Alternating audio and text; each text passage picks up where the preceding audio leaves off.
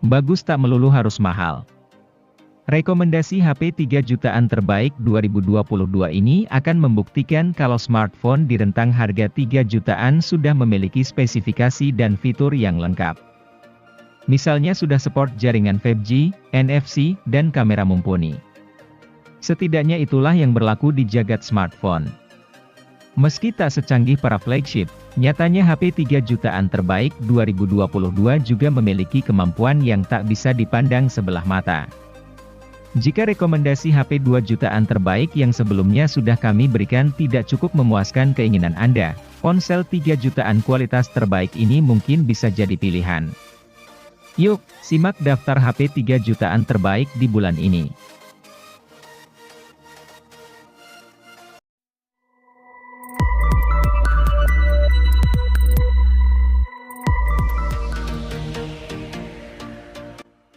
Vivo V25e meluncur untuk melengkapi deretan HP Vivo V25 series yang duluan beredar. HP 4G ini tetap memiliki nuansa yang sama seperti dua anggota Vivo V25 series lain, yakni berdesain cantik. Khusus untuk varian warna Sunrise Gold, penutup belakangnya bisa berubah warna menjadi jingga. Namun, desain bukan satu-satunya hal yang diunggulkan Vivo. Pasalnya, performa, kemampuan kamera, dan daya tahan baterai Vivo V25e patut diacungi jempol. Untuk performa, SoC MediaTek Helio G99 mampu membuat HP ini ngebut untuk main game. Suhunya pun adem-adem saja. Hal tersebut karena Helio G99 telah menggunakan fabrikasi 6nm yang modern. Adapun Vivo V25e adalah HP pertama di Indonesia dengan Helio G99. Berkat SoC yang satu ini pula, konsumsi daya tahan baterai Vivo V25e mantap. Padahal kapasitas baterainya sekadar 4500 mAh.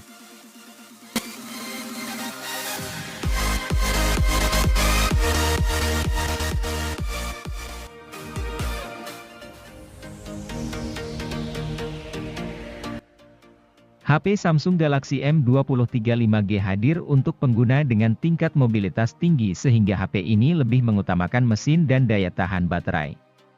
Selain itu, HP Android ini juga sudah mendukung konektivitas 5G sehingga dapat digunakan mengakses internet lebih kencang dan stabil. Samsung memilih menggunakan chipset Snapdragon 750G didampingi RAM 6GB. Tentu performa mesin ini cukup untuk multitasking atau bermain game. Apalagi ada tambahan virtual RAM hingga 6GB yang kian mengoptimalkan performa. Untuk penggunaan harian, Samsung membekali HP ini dengan baterai 5000 mAh. Baterai ini diklaim mampu bertahan hampir 1 hari untuk penggunaan wajar. Tentu ini sangat membantu Anda yang sering berpergian sehingga tidak perlu repot mengisi daya.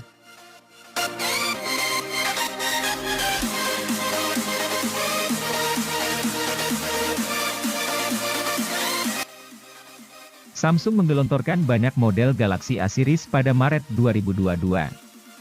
Salah satunya adalah Galaxy A23 yang dirilis dengan harga 3 jutaan. HP 4G ini cukup istimewa di kelas harganya karena kamera utamanya. Benar, kamera utama 50 megapikselnya dilengkapi OIS untuk memaksimalkan perekaman video dan fotografi low light. Di level harga 3 jutaan, tidak banyak smartphone yang memiliki OIS.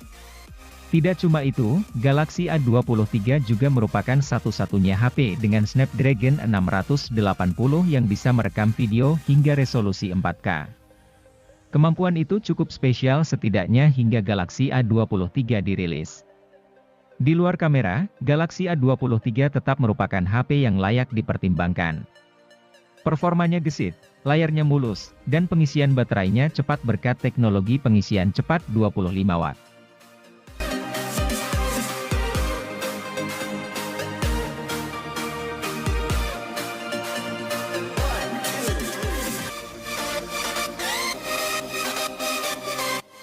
Samsung Galaxy A23 5G diluncurkan sebagai versi peningkatan dari Galaxy A23 4G. Sektor yang ditingkatkan bukan cuma dukungan jaringan seluler 5G.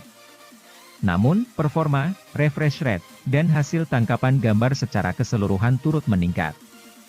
Alasannya tak lain karena HP ini memakai SoC yang lebih canggih yakni Snapdragon 695 bikinan Qualcomm.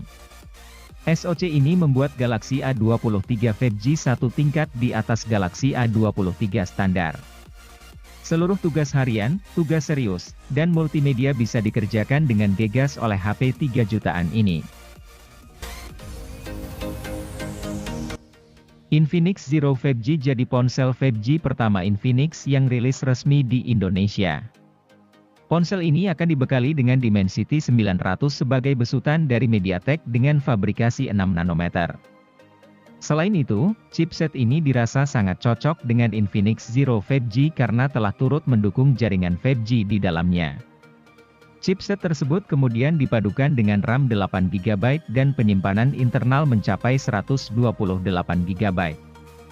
Selain itu, untuk mendukung kinerja ponsel, Infinix Zero 5G telah dibekali oleh baterai dengan kapasitas baterai yang cukup besar yaitu 5000 mAh, dan didukung dengan fitur pengisian cepat atau fast charging 33 watt.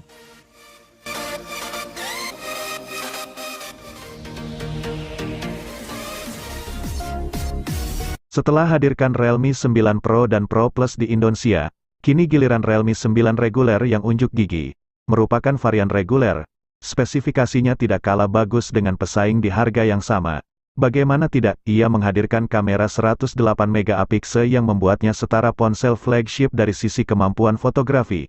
Selain itu, ponsel ini didukung juga dengan Snapdragon 680 yang memiliki fabrikasi 6 nanometer. Lagi-lagi membuatnya mirip HP flagship namun kali ini dari sisi efisiensi dayanya, seolah tidak cukup.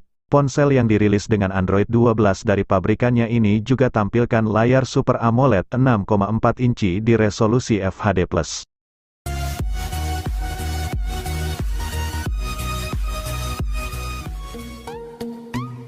Sebagai varian Pro, HP ini memang tidak sebaik Pro Plus dalam spesifikasi maupun kemampuan secara keseluruhan.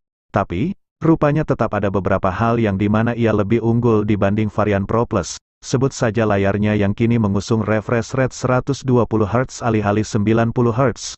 Walau begitu, panelnya berubah dari AMOLED menjadi IPS LCD saja. Bukan cuman itu, baterai ponsel ini juga memiliki kapasitas 5000 mAh yang sedikit lebih banyak dari Pro Plus dengan kapasitas 4500 mAh. Tapi hal ini juga jadi berimbas ke fast chargingnya yang hanya 33 watt sedangkan Pro Plus sudah sediakan daya 60 watt.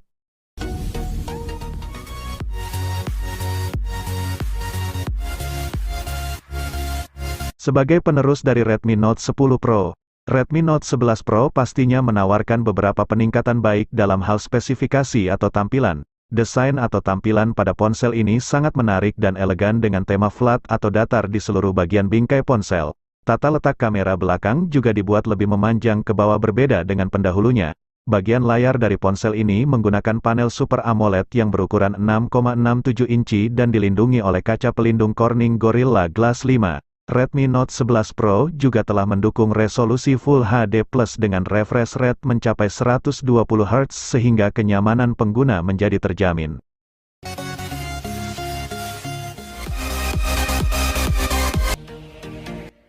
Kalau boleh dibilang, Oppo A77s ini adalah versi light dari Oppo Reno 7 atau Reno 8. Kenapa begitu? Soalnya, ketiga HP sama-sama mengedepankan aspek desain. Cuma, Oppo A77s mengalami beberapa pemangkasan, kecuali dapur pacu.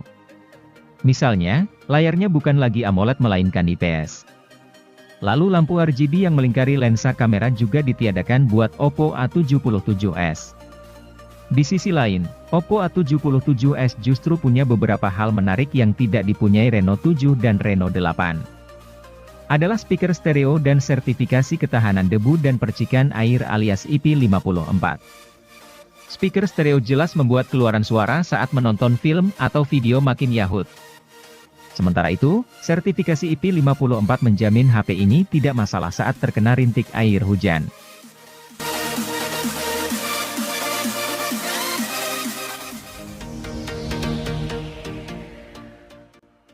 Kamera swafoto memang masih jadi andalan HP Vivo seri V. Hal itu sebagaimana Vivo V20 SE yang punya kamera swafoto 32 megapiksel. Kendati demikian, keunggulan HP ini bukan cuma itu. Sebagai contoh, layar 6,4 inci Full HD yang sudah memakai panel AMOLED. Menikmati konten foto maupun video jadi lebih asyik. Kapabilitas panel AMOLED dioptimalkan dengan adanya sensor pemindai sidik jari di bawah permukaan layar. Soal performa, Vivo V20 SE sanggup menghadirkan pengalaman mulus dan mampu menjalankan game-game ringan dengan baik. Baterai HP ini juga cukup awet dan bisa dicas dengan waktu singkat berkat teknologi pengisian 33 Watt. Satu poin yang membuat HP ini kurang adalah kemampuan perekaman videonya yang mentok di resolusi 1080p pada 30 fps.